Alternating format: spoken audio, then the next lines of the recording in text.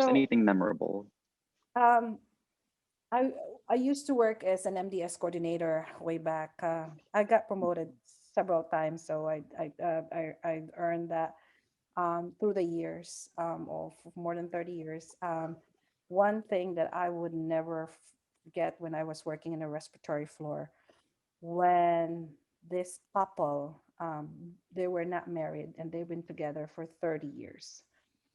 And they probably in their 70s or 80s. But every time that this patient requires blood transfusion, we need to speak to the family members or the son or the daughter that lives outside the state to give consent for a blood transfusion. While this woman who comes every single day in his bed, every day spend time with this patient, every day has nothing to say because it's a consent, and it's only by law it has to be the next of kin or the healthcare proxy. It is so much ordeal that this patient requiring this blood transfusion and other procedures that we have to. So and you could really see the love of this couple, and I could visualize how day in and day out the love for for one another. So the team, the interdisciplinary team, discussed how can we make this possible, to make it legal. So because at that time, I think the common law husband and wife is considered, or what you call this is acknowledged.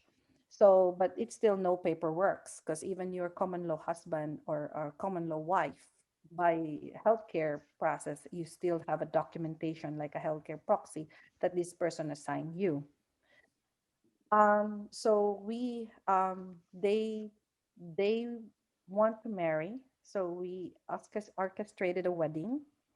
And I don't know if I could find the picture. I could have a picture. When the lady, we dressed the lady up. We put the because the patient was on a ventilator. We pushed the ventilator in the solarium with the respiratory team, and my team gathered with our pastoral care and who orchestrated the wedding.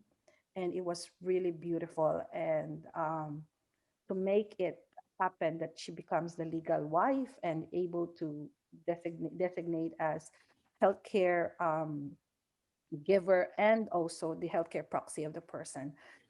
Um, I have this picture, and it is worth of a story. When you put your heart and soul into it and give all your best to take care of this patient, not just the physical care, but the other legal things that goes around with it. And it was really beautiful where my team orchestrated this wedding. And this was, just mind you, this was in 1990, 1991 or 1992. Nowadays, it's very easy.